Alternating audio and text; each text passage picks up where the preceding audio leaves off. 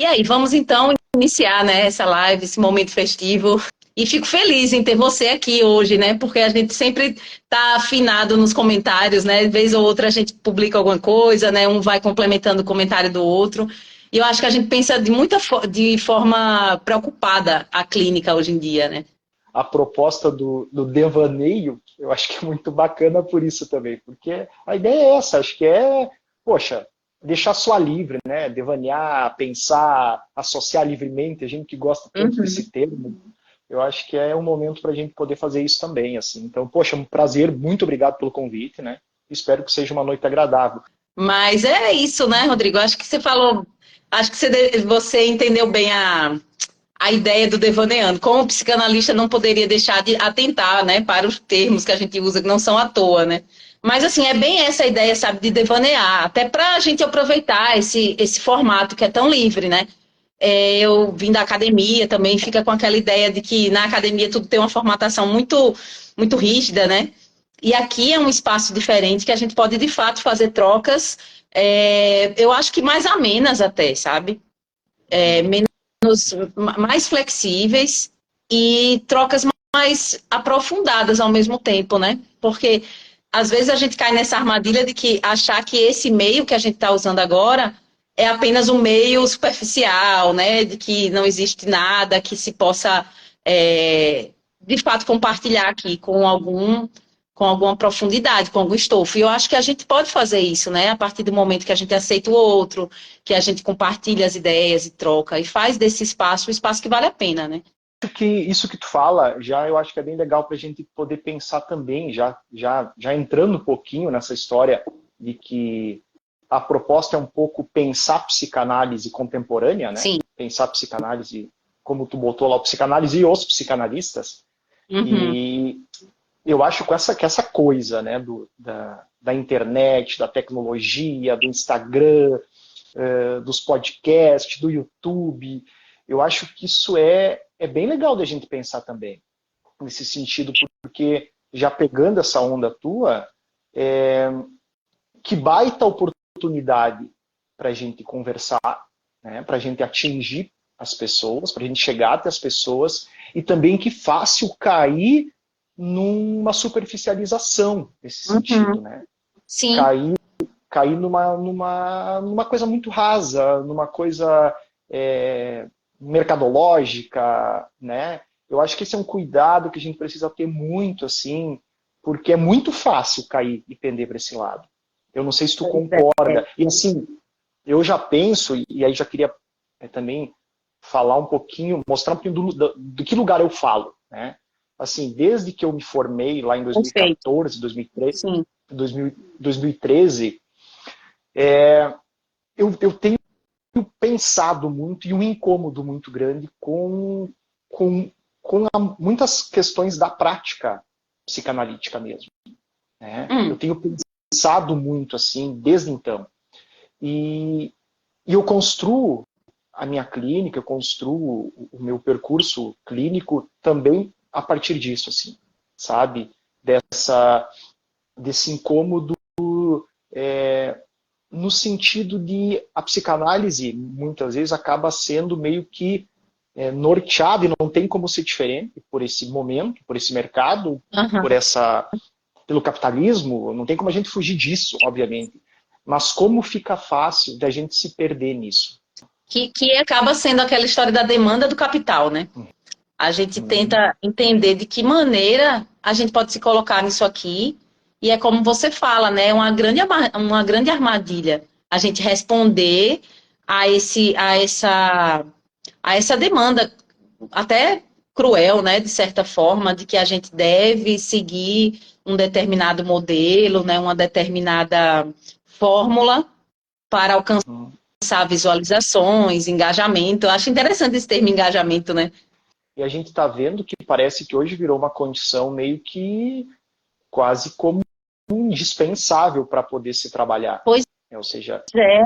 é Uhum. impensável pensar uma atuação clínica, ou seja lá, da área da psicologia, ou o que você estiver, sem estar nas redes sociais, né? Pois Sem é. estar produzindo conteúdo, sem estar o tempo todo se mostrando, né? Inclusive eu vejo alguns psicanalistas mais modernos, assim, da nossa geração, digamos assim, propagando muito isso, assim, esse incentivo a essa ferramenta, né? E aí eu sempre me pego perguntando, será? Precisa ser assim mesmo? Não tem outro modo, né? Né? Eu faço porque precisa fazer, eu faço porque eu gosto de fazer, porque eu Exato. quero Essa fazer, porque eu me é sinto uma bem grande fazendo. questão, né, Rodrigo? Uhum. Mas voltando, Rodrigo, é fundamental a gente pensar nisso, porque também me vem, sabe, isso como uma grande questão. Será que as pessoas desejam fazer disso um espaço, né, para sua clínica? Porque eu vejo, sabe uma coisa que tem me intrigado? Pessoas que antes de se formar já planejaram o arroba. Eu acho tão interessante, sintomático até, né? Eu ouço muito das pessoas, fulano não se formou ainda, mas ele já reservou o arroba. Aí eu fico pensando, nossa, o que que isso significa? Quer dizer que ser analista significa isso, que você vai ter que ser analista hoje em dia, significa que você vai ter que fazer esse pacto aí, né, com as redes sociais, porque não é, é como você falou, talvez não seja do desejo dessa pessoa. E aí, por que faz, né? E aí, acho que é muito legal isso, e aí a gente pensar também assim, quando já se está fazendo, por exemplo, uma pós-graduação, um mestrado, um doutorado, para pôr lá na bio do Instagram, especialista, mestrado, mestre, doutor, né? E essa para mim é uma questão sempre que pega muito, assim, porque até eu converso com os pacientes assim sobre isso, nesse sentido, porque a gente perde meio que a conotação da parada, me parece assim. Poxa, qual o sentido de você adentrar um curso? Qual o sentido de você adentrar uma especialização, uma pós, se não é para, ou se não for para, e aí, poxa, eu espero que isso não saia como um julgamento, como uma crítica, mas se não for para, a partir do interesse que você tenha, a partir É, de um desejo que você um tem, de uma desejo. demanda que é tua, né? Então, eu preciso daqui a pouco fazer o negócio lá, porque sem esse negócio eu não vou estar apto a. A gente sabe que na psicanálise isso não funciona assim. Para Uhum. cuidar de pessoas, isso não funciona dessa forma, né? A gente não cuida de pessoas com título, a gente não cuida de pessoas com a teoria na cabeça, Isso, a gente cuida de pessoas a partir do nosso desejo de ser analista, né? De cuidar do outro, né? De estar perfeito. disponível para o outro. E eu não sei, eu vejo muito isso, assim. Vejo muito isso. Pois é. Uhum. E você tocou num ponto fundamental, que é a questão da disponibilidade, né? A gente sabe o Uhum. quanto de tinta já foi gasto, né, com essa tal dessa disponibilidade afetiva, né? E que eu sei que existem grandes diferenças, tá? Porque às vezes vem alguém aqui e vai dizer, não, mas o desejo do analista não é a mesma coisa, porque para Lacan. Mas vamos falar aqui em termos mais claros, né? A disponibilidade que você possui de estar com alguém, né, e fazer a sua clínica. Será que essa disponibilidade, ela é, vamos dizer assim, corresponde à sua disponibilidade dessas redes aqui, nesse universo, sabe? Eu fico pensativa sobre isso. Quem está aqui está disponível, sabe, afetivamente para o outro, Uhum. falando mais E, especificamente desse espaço, mas também se a gente esquecer que existe esse espaço aqui e falar na uhum. clínica, será que a disponibilidade efetiva ela vem por tabela, quando a gente faz uma especialização, quando a gente se dedica ao nosso curso, sabe? Quando a Uhum. gente abraça uma teoria ou uma abordagem. Claro, e outra, eu acho que isso não é dado, né? Eu acho que isso não é algo dado. Eu acho que isso é um Isso. trabalho mesmo. Eu Uhum. acho que aí é preciso percorrer muito chão, muita quilometragem de análise para poder também compreender isso, assim, porque, poxa, e acho que esse questionamento precisa ser feito o tempo todo e constantemente. E aí, tô apto Pois ainda? é, Tô desejoso ainda? continuar Tô querendo fazendo esse ainda? questionamento, né, Rodrigo? Uhum. Aquele paciente que me traz um incômodo, que me faz tá desanimado para levantar e ter que atender ele, o que, que ele está querendo me dizer com isso? É só contra transferência? Tem mais coisa aí? O que está pegando, né? eu acho que essa investigação, ela precisa estar constantemente sendo feita. E aí, é legal pensar nisso, porque, bom, eu estou falando e estou associando aqui, tá? E aí a gente pensa assim... Fique à vontade. Aí a gente pensa assim, aquilo que algumas pessoas, alguns psicanalistas falam muito, e eu acho que é muito válido, e a gente deve pensar nisso, que é assim, ser psicanalista é um ofício, né? É uma profissão. Como que a gente pensa isso? Porque a gente precisa de dinheiro para viver, a gente precisa de grana para manter a vida, dá para viver só da clínica? Como é que fica isso? Como é que fica isso na relação com o paciente? O quanto disso mata o meu desejo de cuidar do outro? O quanto eu tenho que estar isento dessa condição? Eu acho que esse é um tema que, né, nossa, sim. E é um tema que a gente, não sei a sua, mas na minha formação, eu não via, sabe? Dentro dos limites acadêmicos, essas questões da vida prática e do fazer prático, né, do analista, isso não fica claro, né? A gente parece que vai descobrindo, parece que tem eu vou te falar. parece que tem uma parte que é obscura, né, na nossa formação e que a gente só vai entender e enxergar quando a gente está no mercado, né? Não, eu vou te falar uma coisa, assim, de forma bem sincera, bem transparente, bem autêntica, assim. Tá. Eu comecei a pegar tesão pela clínica depois, porque eu achava muito, muito, muito chato esse percurso, assim. Tanto na faculdade de psicologia, quanto na formação, quanto na pós, depois, assim, extremamente maçante, extremamente, assim, de tu perceber, de tu sacar que tem uma galera ali que está tentando ensinar, mas que não tem nenhum pingo de experiência de atendimento, muitas vezes também, ou que tem um mínimo de experiência, mas que passou a vida focado na teoria, no estudo, e está tudo bem. Eu acho que é uma opção, são caminhos que a vida de cada um leva, mas o quanto isso deixa a gente manco para o nosso atuar na clínica, para ouvir o outro, para sentir o outro, porque, poxa, eu acho, e aí eu utilizo como referência um cara que eu gosto muito, e até quem não conhece, ele não é muito conhecido, que é o professor Gilberto Safra. Ele é um professor... Eu até falei com você, né, que naquele material que a gente conversou sobre, eu não lembrava, eu vi Safra assim nas referências, mas eu não lembrava de quem se tratava. Isso. Então, ele se aposentou agora faz pouco tempo, mas ele passou a vida toda dele sendo professor da USP, de Psicologia e Psicanálise na USP, né? E foi um tempo diretor do Instituto de Psicologia. Ele é um cara que todo o construto dele dentro da psicanálise é como desconstrução da psicanálise. E não é como desconstrução no sentido assim, uma desconstrução no sentido assim, vamos repensar tudo isso. A gente não está conseguindo entender algumas coisas em tudo isso. Né? E aí esse cara foi meio que um norte assim, para mim, norteador na minha atuação, no meu pensar clínico, porque a gente tende muito a ver e pensar a clínica pelo já conhecido, pelo já falado, pelos discursos que todo mundo está falando. Então eu estou lá atendendo o paciente, ao invés de eu sentir aquele paciente, ou de chegar em casa e pensar, ou deixar que isso role dentro de mim, né, que a coisa aconteça dentro de mim, eu vou me esconder e me defender na teoria. Então eu vou buscar sobre aquele assunto, eu vou buscar sobre aquele tipo de paciente, eu vou tentar entender se ele é neurótico, psicótico, borderline, o que ele é, se ele é narcisista. Eu faço aquela salada de fruta e eu não saco que eu não estou conseguindo deixar a coisa rolar dentro de mim. Sim. Né? Eu tô me fechando para poder ouvir, para poder entender. E eu acho que isso é um trabalho difícil, muito difícil de se fazer, mas eu também não posso entender como se faz clínica de outra forma. Às vezes a gente percebe que os analistas eles estão entrando um pouco nessa, vamos tentar pegar um termo aqui, um eufemismo, né? Nessa onda. Vamos falar. Eu não ia falar onda, mas eu ia falar dessa euforia, né?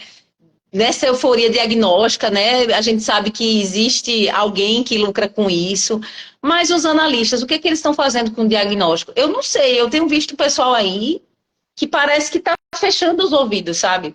diante dessa necessidade das pessoas, né, que existe, de fato, se os analistas escutam e têm tido essa escuta um pouco influenciada, é porque tem um pessoal buscando isso aí, né? Um diagnóstico, uma justificativa. E eu fico pensando como isso é difícil para a gente, né? Reabrir esses ouvidos, né? Para fazer isso que você está falando em relação ao sentir. Eu penso muito em Lacan, quando ele fala que é bom que a gente não compreenda as coisas. Eu não lembro exatamente a frase, mas ele fala assim: é bom que a gente não compreenda as coisas de uma vez só. Uhum. E, de fato, né, toda a abordagem dele vai no sentido do não dito, do não todo, da falta, né? Então, de certa forma, a gente pensa que existe sim um espaço ali para o não compreender. Mas o que que a gente quer hoje, né? O que que o analisando de hoje busca?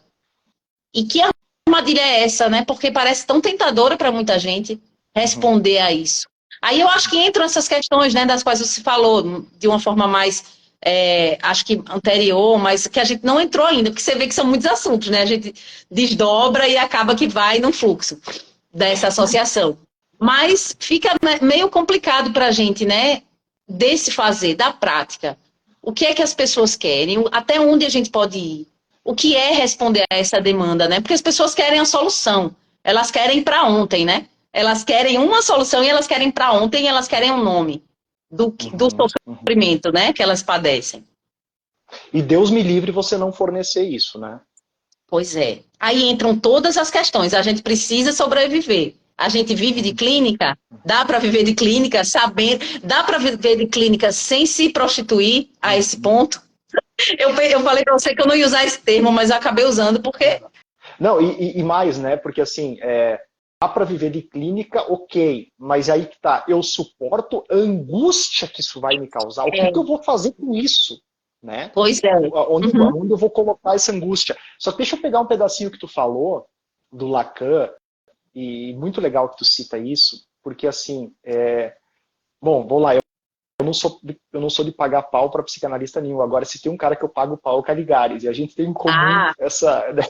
Sim. Eu acho assim, é genial, é uma perda, poxa, absurda. Eu levei, eu li as colunas semanais dele a quinta-feira, assim, para mim era tradução, era oração para mim. Né? E aí, quando ele faleceu, aquelas colunas não aconteceram mais, cara, foi assim um luto que eu fiquei, assim... E aí, assim, mas deixa eu pegar o que ele dizia do Lacan, e eu acho muito legal, que é assim, as pessoas não compreendiam o Lacan. Ele falava muito, as pessoas não compreendiam o Lacan, porque o Lacan era o cara mais vivencial e experiencial que existia. Ninguém conseguia ser tão vivo como o Lacan era. Por isso que era performático, né? Aqueles seminários todos tão performáticos. Causava o efeito, né?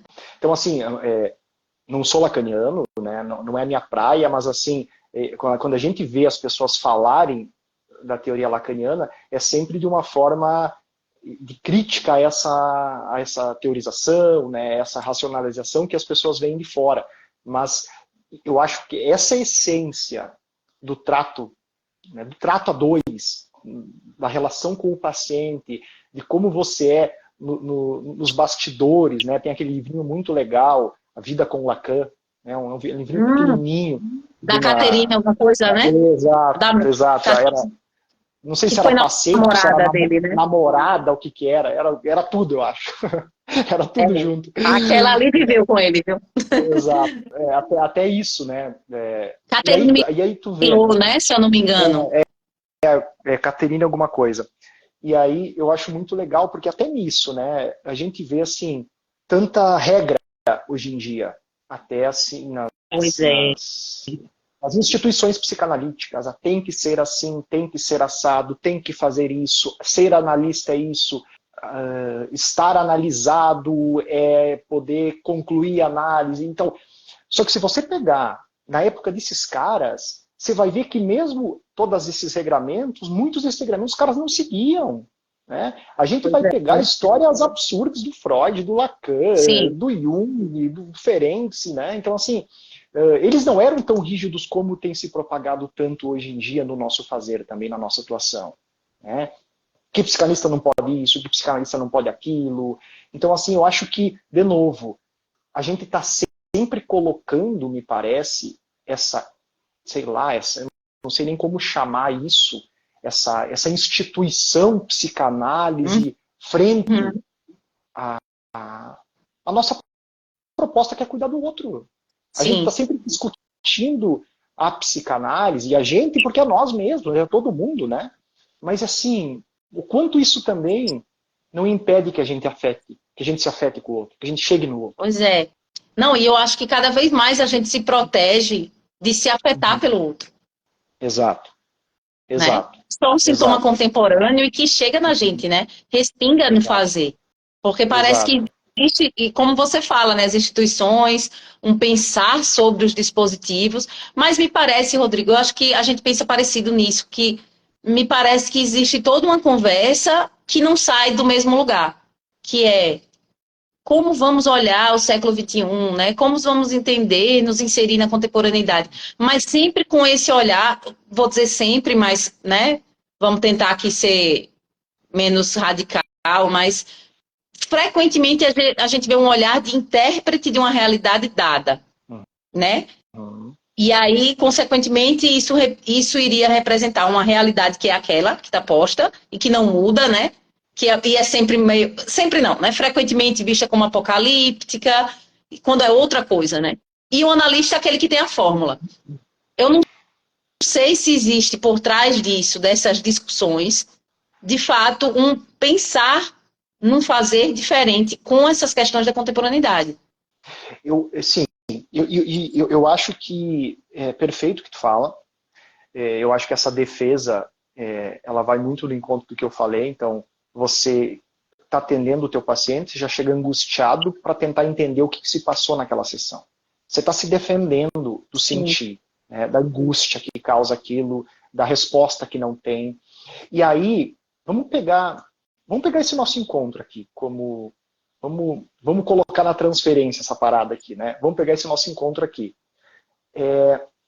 Sempre me parece, aí é uma percepção minha, eu posso estar completamente enganado. Sempre me parece que quando alguém tenta questionar o que está rolando no sentido psicanalítico da coisa, sofre a mesma coisa que o Ferenc sofreu lá atrás. Não sabe de nada, é maluco, o que estão falando, que besteirada é essa, o que está Pois é. rolando aí, não sabem de nada, não foram analisados, não chegaram ao fim da análise, sabe? E assim, essa posição, que é uma posição completamente oposta, uma posição de humildade que o nosso ofício requer, eu não sei se é o caminho correto para a gente pensar essas questões, né? Eu não sei se existe um caminho correto para se pensar essas questões. Mas assim, por que sempre rechaçar? Eu ouço muito psicanalistas famosos de sucesso dizerem assim, Listas de sucesso. É um tópico, psicanalistas né? dizerem Para a assim, gente abordar. exato, exato, dizerem assim, verifique, verifique de que formação, qual é a formação daquele analista. Tá, mas isso garante o que, afinal? Eu me pergunto sempre. O que garante que aquela instituição, ela Pois é. é, Qual é a garantia, né? né? Qual é a garantia? Você não sabe. O único critério que você tem para analisar é a partir da tua percepção subjetiva de análise daquele analista. O professor Gabo colocou aqui, tem que ter coragem para usar a orientação de escuta ferenciana. O que você acha? Eu Então, não posso falar sobre isso. eu acho genial. Eu acho genial a fala dele, eu acho genial. E eu acho genial a conduta do Ferenczi, né? Porque eu acho que é uma postura extremamente autêntica, extremamente desnudada de qualquer defesa. Tem relatos clínicos assim de sessões absurdas, se você parar para pensar no senso atual da coisa, que era, por exemplo, assim, Considerado o paciente absurdo, né? o paciente chegava na sessão, por exemplo, tem uns casos que ele conta, e ele dizia assim pro analista, pro Ferenc no caso, hoje a gente vai inverter, eu vou perguntar e você vai responder. E ele, bora lá, vamos viver essa experiência, vamos ver o Vamos que, que lá. vai dar, o que, que vai rolar. Sim. Vamos ver, né? E ele era muito autêntico, assim, ele era muito autêntico de responder. Tem uma outra parte que me vem à cabeça agora, onde a Analisanda diz para ele assim, o que está acontecendo? Por que você está estranho hoje? E ele pergunta, mas o que te faz achar que eu estou estranho? Não, sei lá, você está diferente. E ele responde, realmente, hoje meu dia está sendo péssimo. Não foi legal, essa semana não foi legal. Né? E aí, a partir dessa fala dele, ela responde para ele assim, engraçado, nunca ninguém disse que eu tinha razão em algo que eu falava. Todas as vezes que eu apontava para os meus Foi pais... muito lacaniano. Todas as vezes que eu apontava para os meus pais alguma questão, eles falavam que eu era louca, que eu estava maluca. Então, assim, né? E aí tu fala do Lacan, e aí eu acho que é legal porque o Jung falava uma coisa que eu acho muito legal, por mais que ele é apedrejado, assim, ele falava uma coisa legal, que é, no fim, no fundo, na essência, todos os analistas fazem a mesma coisa. Todo mundo que se propõe a cuidar do outro faz a mesma coisa se a gente parar para olhar. Quem escuta o outro e quem cuida do outro, de fato, ele está fazendo a mesma coisa, independente da linha teórica que ele está seguindo. Né? Sim. Outro dia eu vi uma pesquisa falando sobre isso, sabe? Sobre a eficiência da escuta terapêutica independe da abordagem que o profissional segue. Legal. Então, o que será que faz as pessoas melhorarem? Claro que vamos botar aspas aí, porque esse termo melhora, esse termo cura. A gente sabe que todas as abordagens se apropriam de várias formas sobre isso. Mas que, de fato, a essência é isso, né? Esse cuidar do outro, esse escutar. Será que é isso que faz as abordagens terem... Será que é isso o ponto em comum das abordagens e que, de fato, faz alguma coisa acontecer, né? Não vou dizer cura, mas alguma coisa de efeito. Eu Porque penso que também, eu não... além do Ferenczi, Lacan tinha esse olhar, né, original. E penso que isso está muito em falta. O Millet deu uma entrevista, o Millet era genro, né, do Lacan. E recentemente ele deu uma entrevista falando que sente falta do momento do burburinho, da maledicência, do cancelamento, daquelas pessoas se engalfinhando ali, sabe? Ao redor de Lacan, e que com a morte de Lacan não tem mais isso. Parece que tudo virou aquele mar de tranquilidade. E eu fico pensando se a gente não está dentro desse mar também, né? Porque eu acho que a nossa prática, ela se faz dessa ruptura, né? A gente precisa desse negócio. E eu acho que né? Isso, e o próprio fato, por exemplo, a gente está se encontrando aqui para conversar, eu acho que é um pouco isso, assim, é expor a cara a tapa, é expor a crítica, sempre né? Sim. Eu no meu canal do YouTube, inclusive quero falar sobre isso, meu canal do YouTube, meu podcast também da clínica, eu sempre tive muito receio, assim, de iniciar esses trabalhos, mas existe algo que grita maior dentro da gente, eu acho, né? E que a gente não consegue calar, e que não dá para calar mesmo, assim. E eu não sei, essa questão que tu fala do cuidado do receber, do que cura, ou do que melhora, ou do que faz o paciente engajar. Eu sei, acho que é muito claro, eu não sei se tu tem essa sensação, mas é muito nítido quando você recebe um paciente na primeira sessão e você sente que a coisa rolou. Tu sente que o paciente, de alguma forma, sentiu ali alguma coisa que ele nunca tinha sentido. Inaugurou alguma coisa diferente. Isso não acontece sempre, isso acontece raras vezes, mas assim, que aí eu acho que isso pega em comum. Que quando você está ali, quando você está disponível, quando você está interessado, quando você está desejoso, quando você está afim, quando você está de alguma forma... E aí eu acho que a psicanálise lacaniana percebe essa questão um pouco diversa, quem sabe, eu não sei, me diz você, mas quando o paciente percebe que ali de fato teve uma relação de cuidado mesmo, de interesse genuíno nele, né, na pessoa dele, né, que você não está só, e aí é uma outra história também, que você não está ali só na representação de um papel, que você está ali realmente como pessoa. Eu sei que Lacan falava muito da questão do sujeito e tal, mas assim, como pessoa, você está ali integralmente naquele local, naquele lugar, né? Eu acho que isso pega em comum. Pois é, eu fico aqui toda hora mencionando ou falando de Lacan, porque é meu ponto de vista, né? Assim, meio que é a área que eu me sinto segura para falar. Mas eu penso que isso que você fala, sabe, de humildade, de cuidado, disso do que a gente sente que houve alguma coisa ali. É isso, faz parte desse ofício. Aí eu volto para aquilo que você falou lá no começo. Eu penso que é um ofício, né? Aí você freudiana agora, né? Quando Freud diz que é um dos ofícios impossíveis, né? E o Uhum. que é que tem de impossível nisso? É justamente isso que você está falando, né? Desse cuidado, desse lugar, né? De atenção à pessoa do outro. E sabendo que a atenção não é necessariamente entender ou colocar o outro dentro de uma caixinha, né? Compreender o que está sendo colocado ali, se disponibilizar afetivamente para o outro, não é, em medida alguma, dizer que o que se passa ali é algo que você, vamos dizer assim, que você já entendeu, sabe como é que é? Como se fosse um quebra-cabeça que você ali está sendo capaz de montar aquelas pecinhas. Eu acho que já nem é o caminho do quebra-cabeça, mas sim buscar de que maneira essas peças se arranjam e como elas podem se rearranjar. E nisso há muito de surpresa. Uhum. E quando a gente fala surpresa, é se deparar com o não compreender. Então, assim, Uhum. não Uhum. está ligado com a ideia do sentir. Sentir é isso, não Uhum. é você estar ali com um livro. Eu sempre dizia isso para os alunos. Uhum. Vocês não vão clinicar com um livro de Freud, com um livro de Lacan, com um livro de Winnicott. Vocês não vão levar isso para a clínica de vocês. Sim, e eu acho muito interessante porque, assim, isso a gente traz da universidade, né? A gente ouve muito essa É um questão da ranço, universidade. né, que a gente traz. Isso, isso. A gente traz muito isso, assim. E a gente se pega, de novo, eu falo a gente como generalização mesmo, mas a gente se pega repetindo isso, né? A gente não se dá conta. Essa questão que tu fala do pensar e do sentir, eu acho que é muito interessante da gente pensar, porque é quase como se eu dissesse assim, quando eu estou pensando, eu não consigo sentir.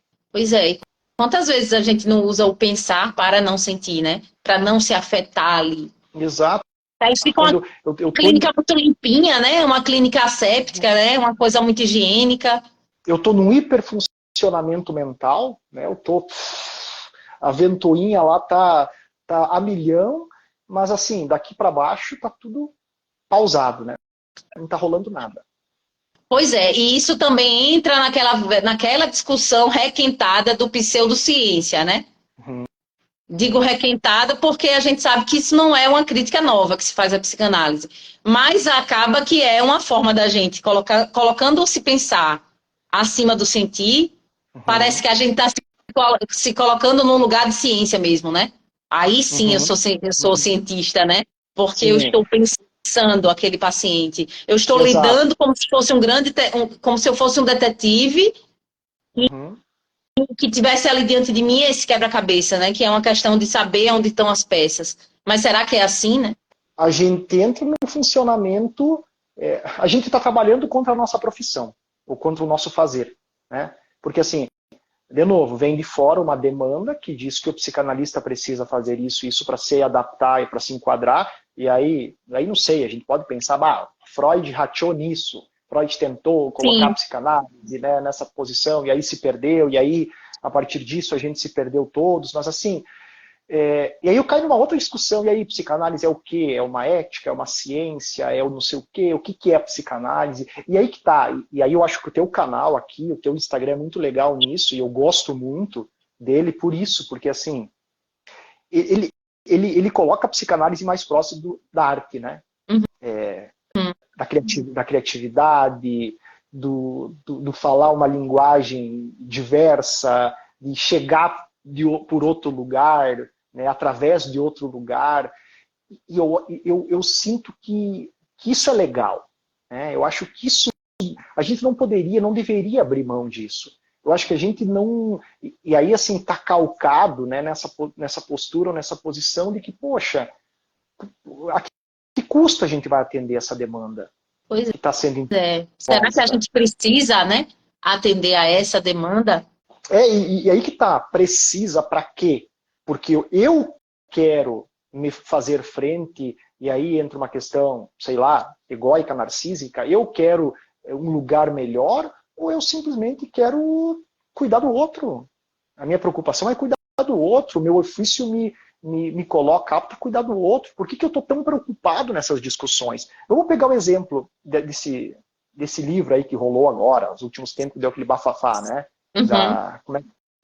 Nem sei É como é que é o nome ainda. Natália Pasternak É, e não sei o outro, Orsi alguma coisa. O é, sobrenome é Orsi. como é que é o nome do livro ainda? Que Besteira, besteira. bobagem. Que É, bobagem, parece. Ou é que alguma coisa. besteira, uma coisa assim. Exato, um baita ato falho, inclusive, esse título.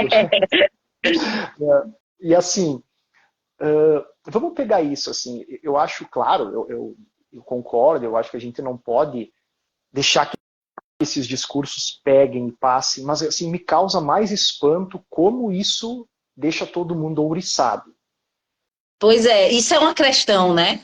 Eu vi poucas pessoas falando isso, Rodrigo. Eu vi as pessoas no ímpeto de responder. Uhum, Uma necessidade, assim, uhum, extrema de responder aquilo ali. Não, não é. Vamos dizer a verdade aqui, né? uhum, Poucas uhum. pessoas fizeram essa pergunta, né? Pelo menos na discussão que eu ouço.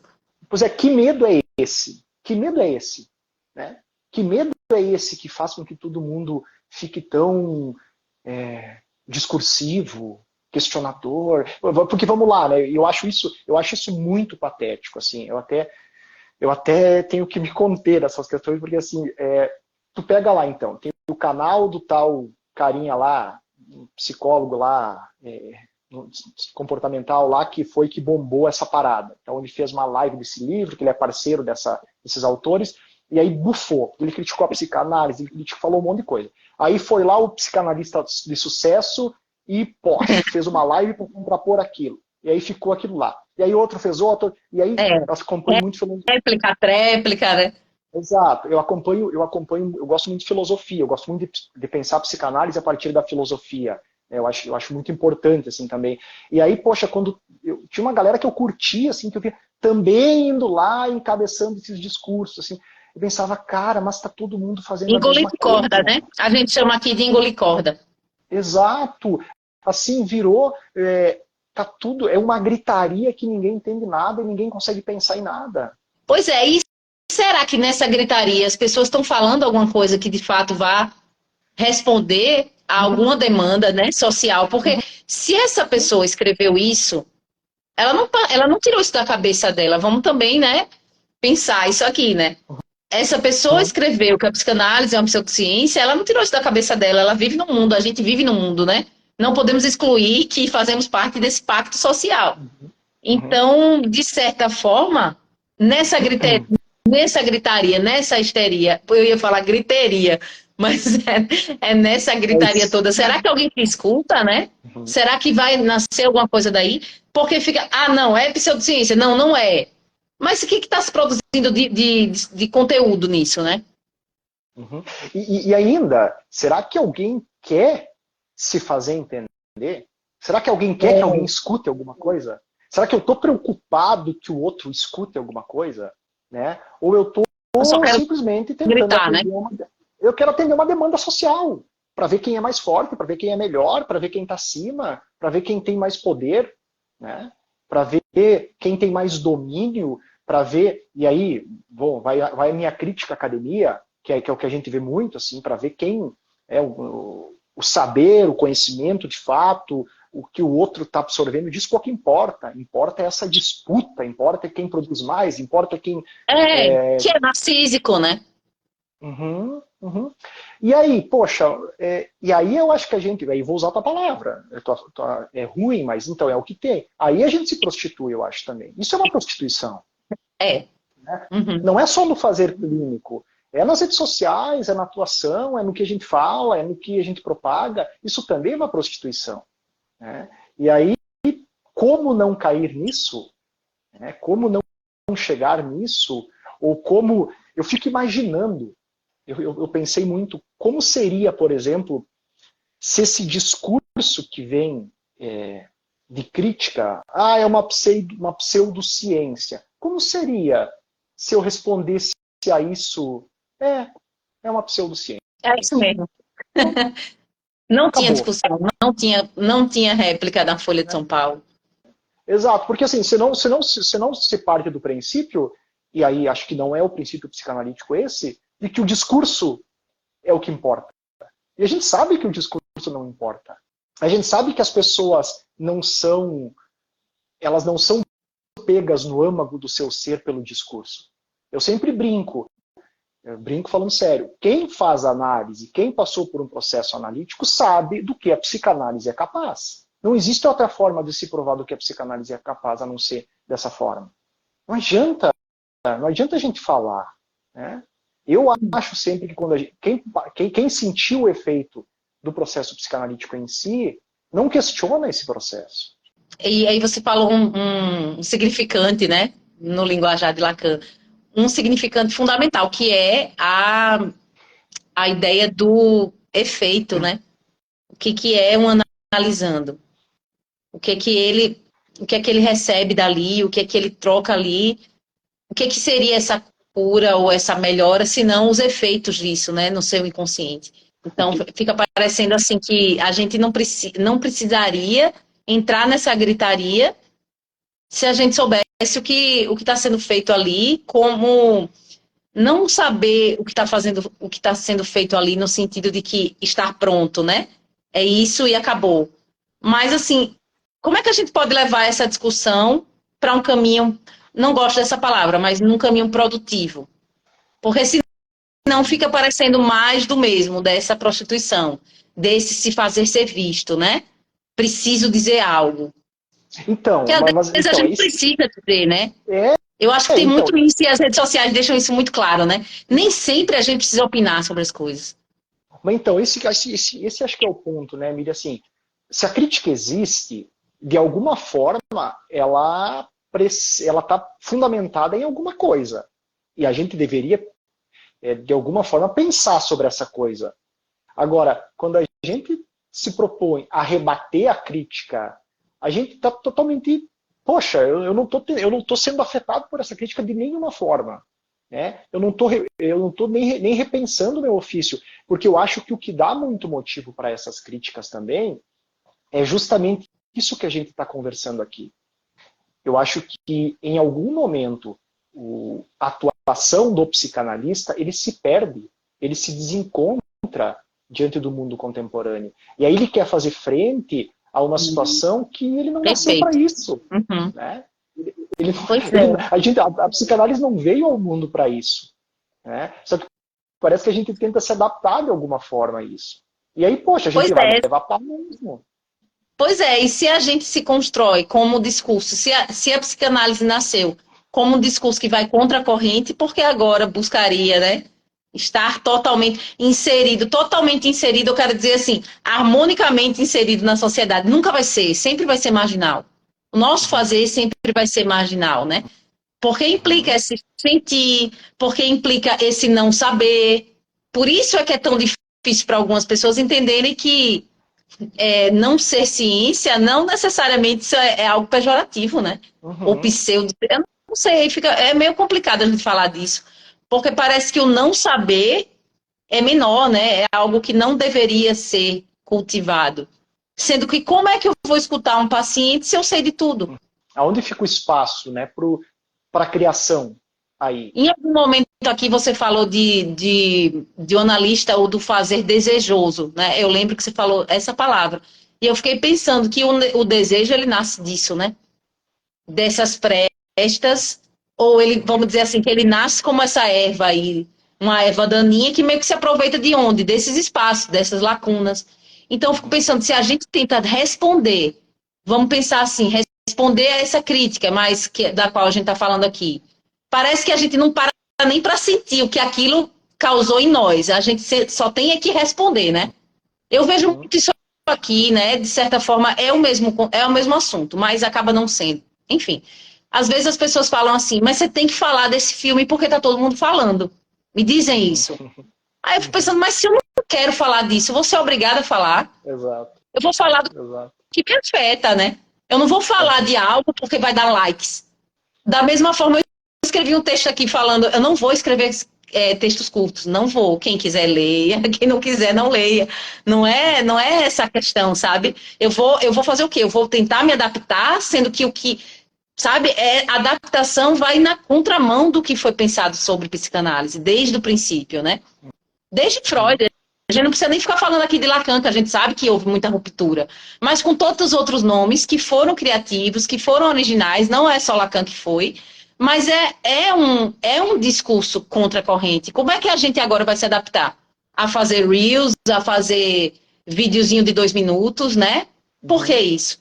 Que necessidade é essa de responder a essa demanda, né? Uhum. Gabriel colocou aqui, talvez a posição de suposto saber poderia, talvez, ser falta de filosofia grega na formação.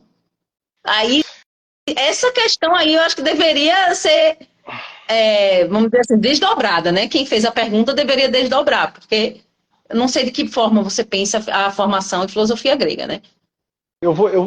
Posso arriscar aqui? Dar uma Eu pitada pensei nisso? também alguma coisa, mas o que é que você pensou dessa frase? Achei enigmática. Nos leva por vários caminhos, né? Mas o que é que você pensou? Bom, primeiro, só me lembra depois que eu quero comentar o teu comentário sobre essa questão dessa velocidade, porque eu pensei nessa velocidade que a gente está vivendo, né? Da Sim, psicanálise como contraponto a isso. Mas assim, a pergunta ali dele, bom, eu sou suspeito porque eu sou você um gosta, né, de interessado, filosofia? eu gosto de filosofia, eu acho que ela tem muito a contribuir. Existem filósofos russos que são muito interessantes para se pensar a, o cuidado com o outro. Não é só Dostoiévski, é uma referência, mas assim, de novo, usando um pouco do conhecimento do professor Gilbert Safra, ele estudava muito Florensky. O Florensky é um filósofo russo, e o que a filosofia tem, eu acho que para nos passar assim, esse devaneio, que é o que a gente está fazendo aqui. É o devanear, ou seja, é o pensar sobre, é o questionar, é o discutir, Não é parar de o, questionar. é o repensar, é o nunca colocar ponto final, sempre uma vírgula, no máximo um ponto com vírgula, e aí a gente prossegue, continua. Então, eu acho que a filosofia, essa conversa entre psicanálise e filosofia, ela acontece de alguma forma, eu acho, sabe? Eu acho que a psicanálise ela se estrutura muito em cima também dos debates filosóficos, né? Sócrates, Platão, o nosso fazer, ele parte de perguntas, de questionamento o tempo todo. Por que disso? Por que aquilo? Mas eu acho que a gente perdeu, sim, um pouco dessa humildade. Eu utilizaria isso. Assim, Você chama de eu sinto muito, humildade, né? eu definiria assim dessa palavra. A gente perdeu muito dessa humildade de, poxa, de ver que a nossa atuação clínica ela é nada mais, nada menos do que, poxa, a gente se propõe um trabalho que ele é muito simples no sentido do Uhum. fazer, mas muito complexo. Que é assim, quem está afim de cuidar de alguém hoje em dia?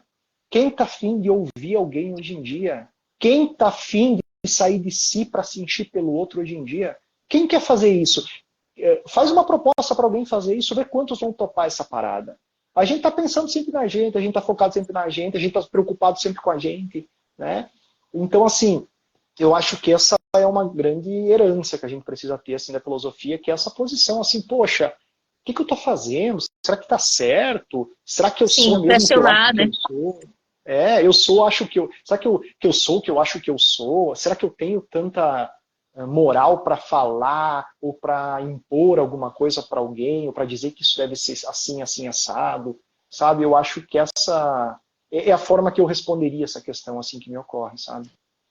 E eu lembrei de novo do Caligares, né? Porque o Caligares batia muito nessa tecla de que toda identidade ela é movediça, né? É tudo muito nesse sentido de ficção mesmo, né? Então, se a gente não para de vez em quando para se questionar, inclusive, em termos de nossa identidade, até como filiado a alguma instituição, não filiado, Uhum. abordagem, por que não repensar? Uhum. Pensar de novo, né? Então, fica Uhum. parecendo que, de fato, a gente esquece um pouco dessa formação, né? De onde E tudo a série. começou, com Sócrates lá atrás, né? Como tudo Exato. começou, com esse gesto de se questionar.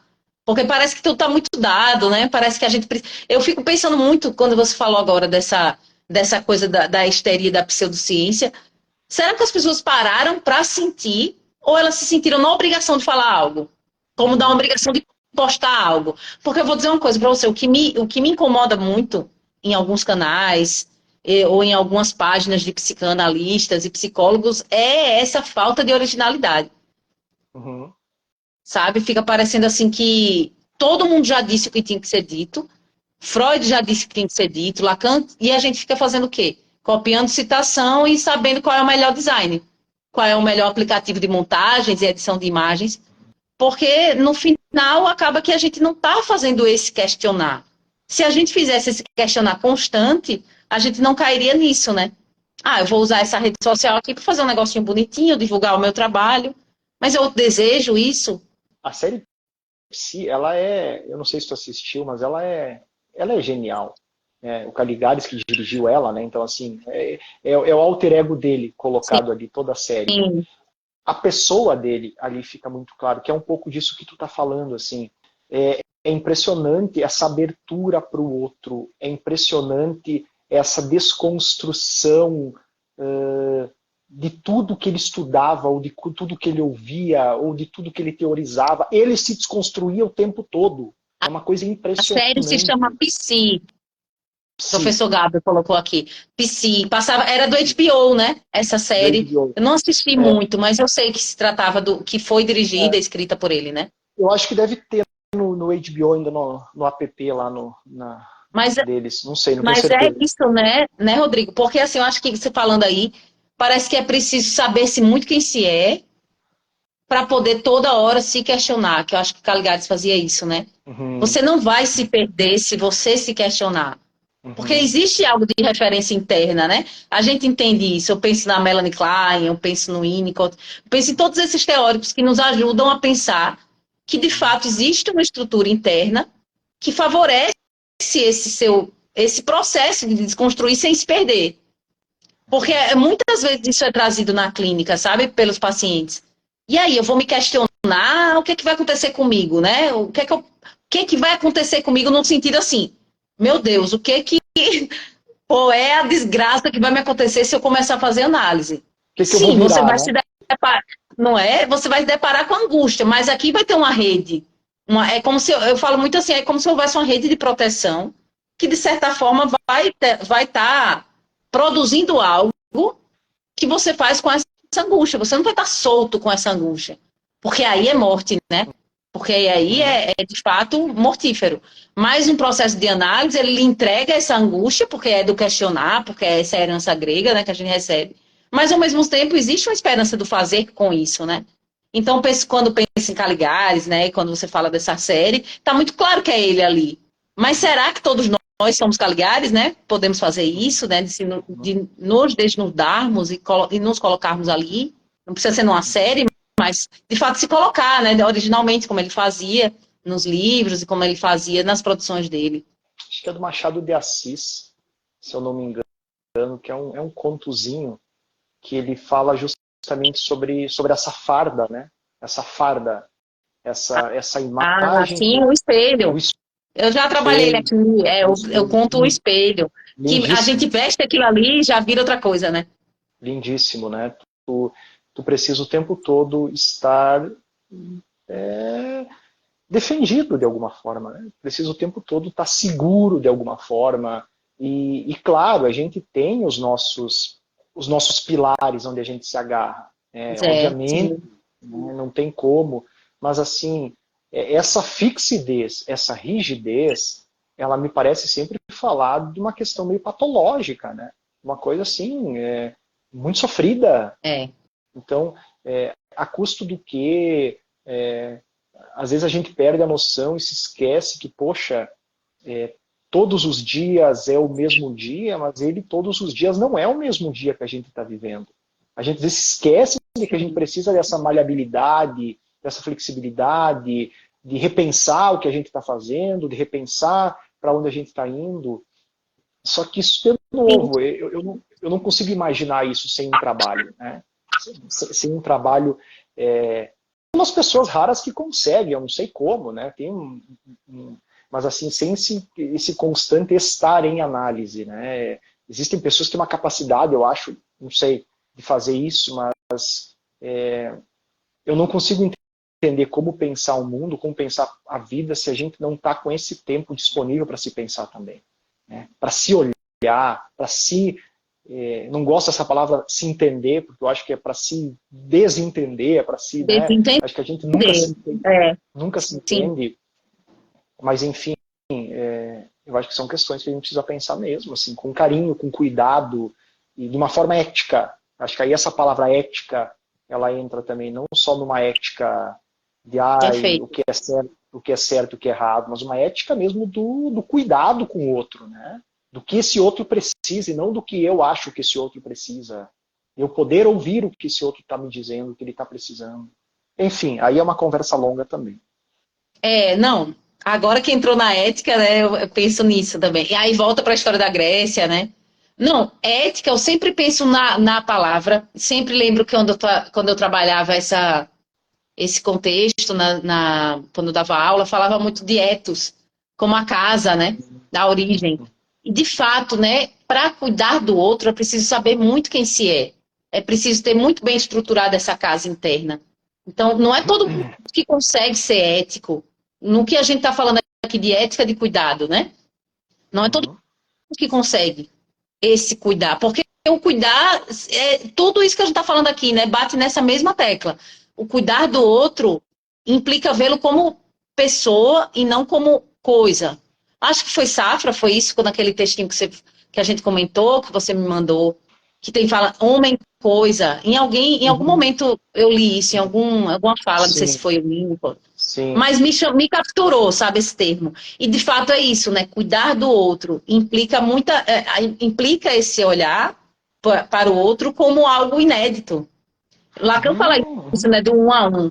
um a um da análise, que é de fato não existe nada construído ali. A não ser, claro, existem norteadores, a gente sabe que aquilo ali não é uma conversa, né? Existe um fazer, existe uma base, existe uma trajetória, né?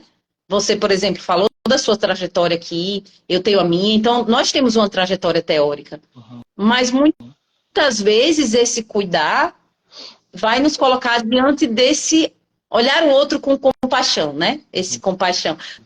Não sei se esse termo é o apropriado, mas me veio agora, sabe? Uhum. Compaixão no sentido, não vou entender tudo, mas eu Uhum. posso oferecer alguma coisa aqui, né? Só Uhum. Mas que olha, para olha, é exercício de humildade, né? Para se chegar nesse lugar é preciso humildade. então, olha, perceba isso que tu acabou de falar, assim. Olha o receio que a gente tem de usar alguns termos que parece que não cai bem na psicanálise, Eu falei com né? compaixão aqui já com certo Exato. temor. Exato. Olha, mas eu acho que é isso. O Safra vai falar de uma coisa que é, meu, ser apedrejado em praça pública. Tu vai falar de uma amizade terapêutica, por exemplo.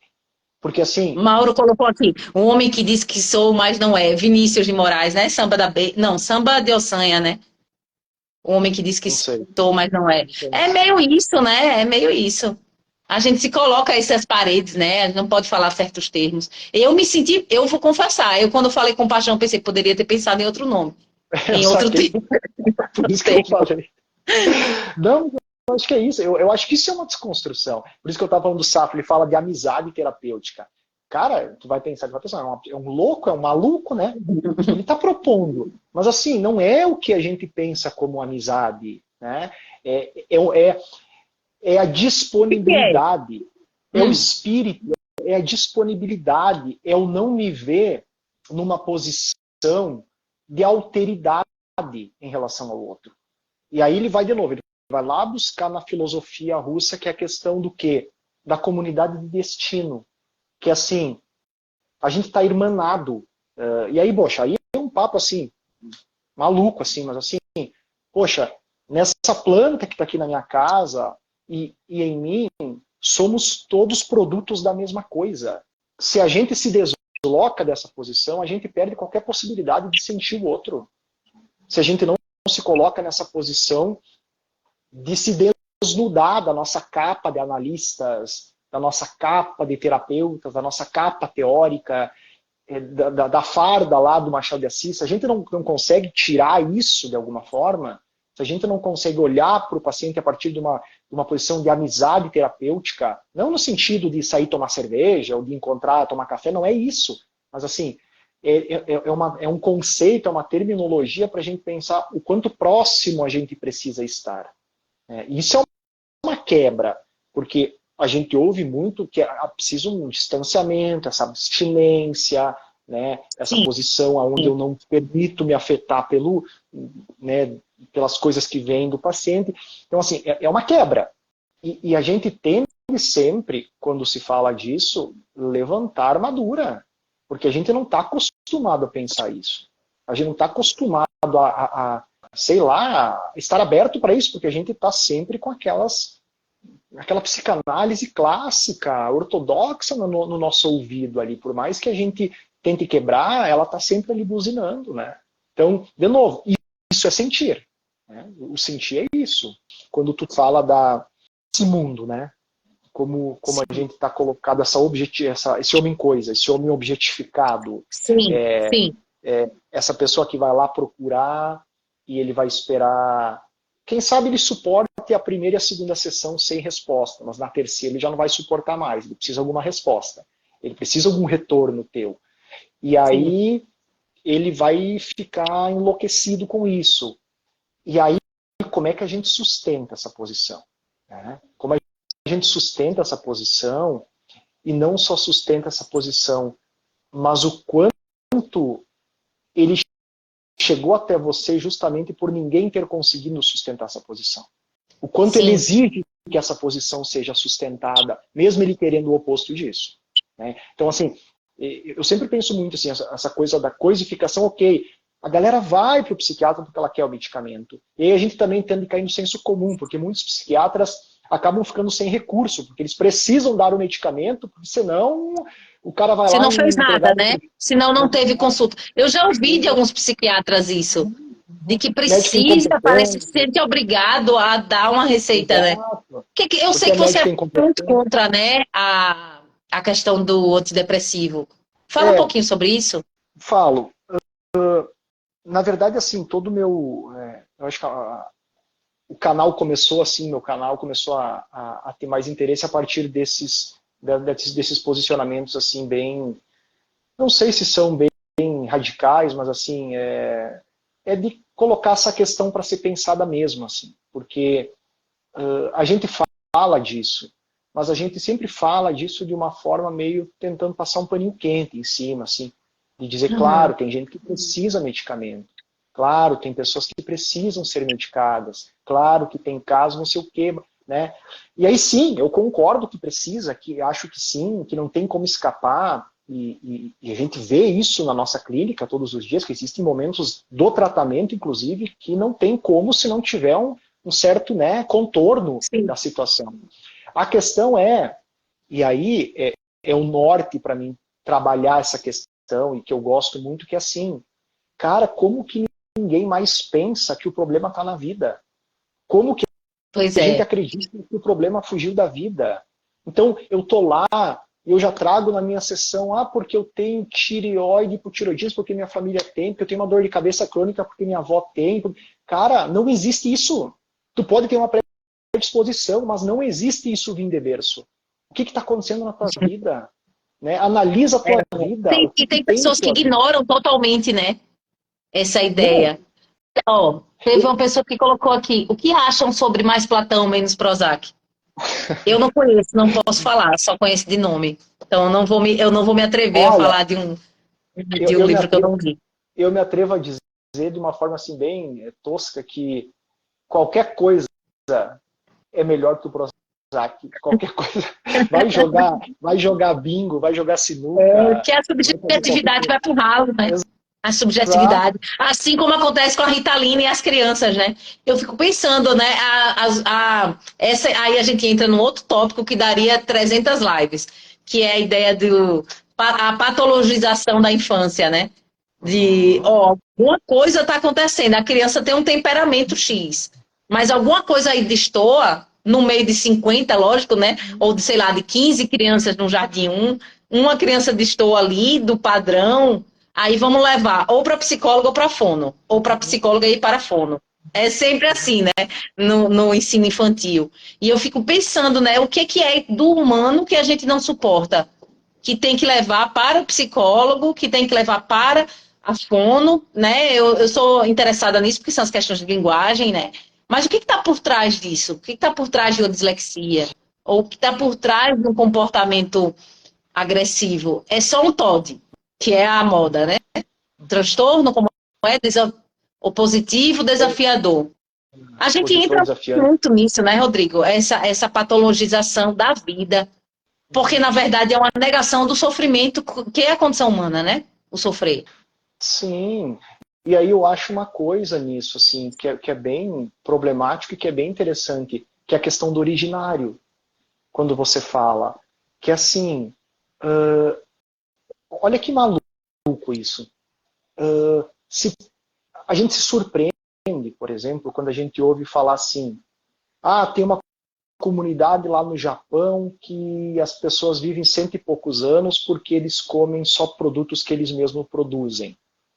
A gente se espanta com isso, de uma obviedade que a gente perdeu completamente. Ou seja, Sim. é o retorno ao originário, ao que é humano, ao que é natural. Interessante, é. Né?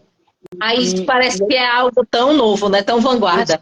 exato. E aí, assim, poxa, então, sei lá, não sei como é que esse número em porcentagem, mas assim, grande parte das crianças são diagnosticadas hoje com TDAH. Cara, peraí, mas o que está acontecendo? O que isso está Certo. falando do sintoma social que a gente está vivendo? Né? Pois é. A gente acha, é a mesma coisa da floresta, né? A gente desmata e a gente acha que isso não vai vir de volta. A gente acha que isso não vai colher o preço, por questão da tua cidade, né? Que tu postou Aham, esses não dias, fala. inclusive. A Uhum. gente acha que a gente não vai pagar esse preço, ou seja, a gente acha que vai viver num modo alucinado o tempo todo, freneticamente hiperativo, Que consumindo, não vai ter produzindo, preço, né? que não vai ter preço, que não vai pagar essa conta, né? É, porque essa é a ideia, né? De que não precisa se pagar nenhum preço. É o viver aquilo que o Melman falou, né? A vida sem gravidade, né? O Uhum, gozar a qualquer preço. uhum. Então é isso, né? A consequência não vem. E as consequências da nossa vida nos levam a entender que o sofrimento ele é parte da nossa condição. O que a gente pode fazer minimamente é negociar com ele, né? Negociar com a vida, mas não esquecer que sofrimento é parte disso, que é a nossa própria origem, né? A falta. É porque é muito complicado, né? Falar sobre isso. Não, e Se as acho que. pessoas parecem que não querem ver que existe um preço, Exato. que existe uma escolha que não vai implicar renúncia. É por isso Não, que e fala acho que muito esse. em perversão, né? Nos tempos atuais. É, e acho que assim, esse sofrimento, ele também é meio que uma condição para o nosso desenvolvimento na vida, né? Para o nosso Pois é. amadurecimento. Cara, assim, como é que você quer? E aí eu vejo muito nos jovens, isso eu tendo adolescente, então assim, Hum, a galerinha quer tudo pronto, né? A galerinha quer tudo de mãos beijadas, assim. E os pais sempre numa rede de proteção absurda para que a criança não passe pois o é. mínimo de dificuldade. E assim, que tipo de adultos a gente está formando? Que tipo de seres Sim. humanos a gente está constituindo nessa pegada?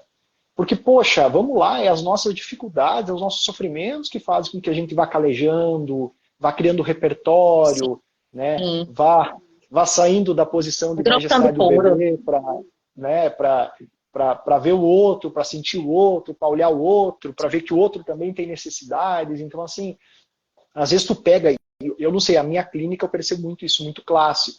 A gente vê adultos aí de 30, 40, 50, não tem idade para isso, com esse funcionamento majestade do bebê, né? Com esse funcionamento Ah, com assim, né?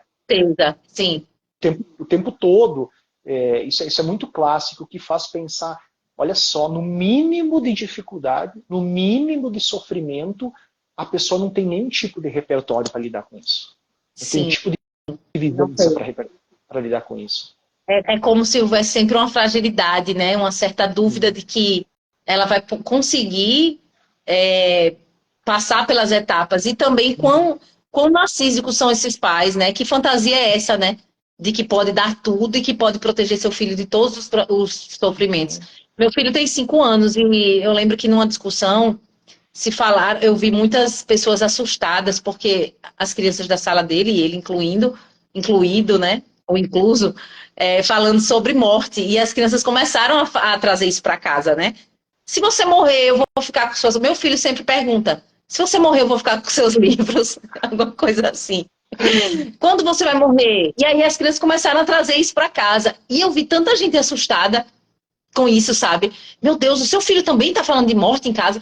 Aí teve uma hora que eu resolvi, ninguém sabe que eu sou psicóloga, né? Ninguém sabe que eu trabalho com isso, mas eu falei, pessoal, vamos se acalmar, porque isso é comum, né? Elas estão descobrindo, e que bom que eles estão falando disso, porque afetou, né, de certa forma, a leitura ali daquele livro, né? Então, eu fico pensando na posição narcísica dos pais, né? Em se colocarem como essa grande rede de proteção, e a gente cria adultos que não têm a mínima preparação para viver a vida como ela é, né? Que é você não vai ser bom você não vai ser bom sempre, você vai falhar. E aí, às vezes, o analista ele é o primeiro a fazer parte desse pacto, né? O analista de crianças, o analista de adolescentes. Eu não sei se eu tô falando uma besteira, não, sabe? Eu já vi muito discurso aí que meio que cria também essa rede, sabe? Você não está sozinho, a gente está sozinho. Que história é essa que a gente não está só?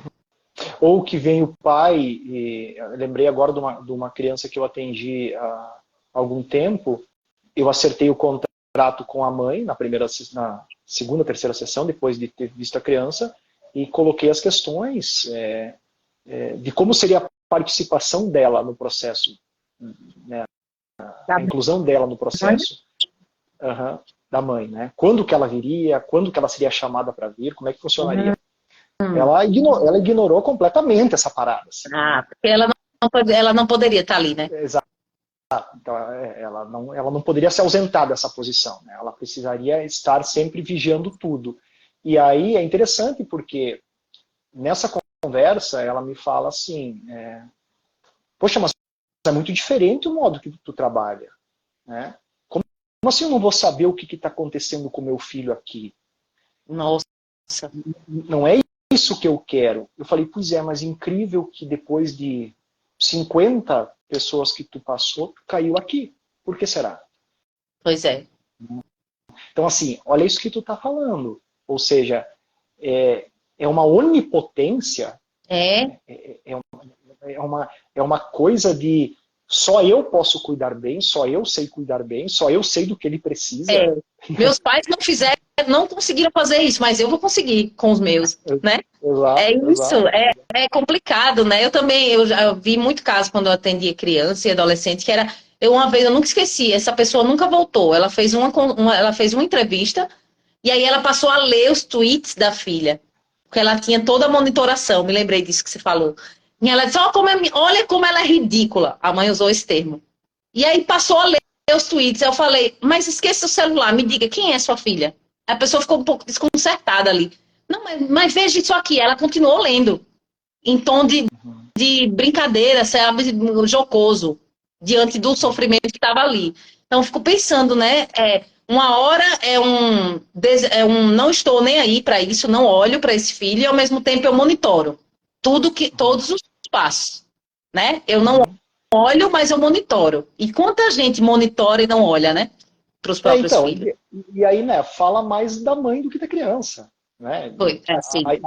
Mas aí a mãe que paga, é a mãe que leva, né?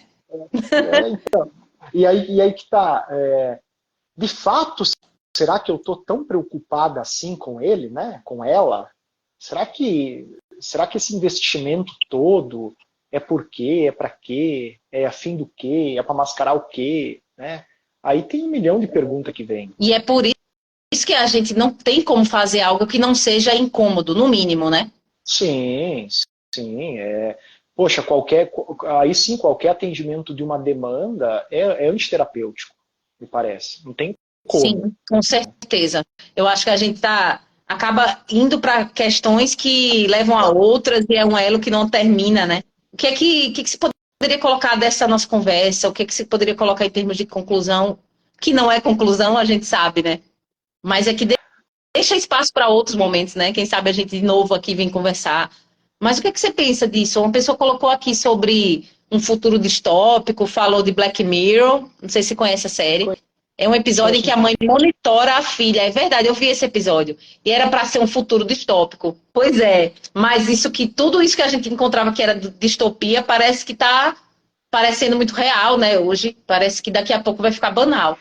Então é meio que isso, né, que eu acho que a gente não se ateve a um roteiro, mas acaba que a gente contemplou essas questões da contemporaneidade e principalmente desse fazer, né? O que é que a gente pode fazer, o que é que cabe, né, nisso, né? O que é que você poderia dizer sobre? Eu concluiria assim, eu acho que a gente precisa devanear mais, né? Eu acho que a gente precisa, utilizando o nome que tu dá aqui para os encontros, eu acho que a gente precisa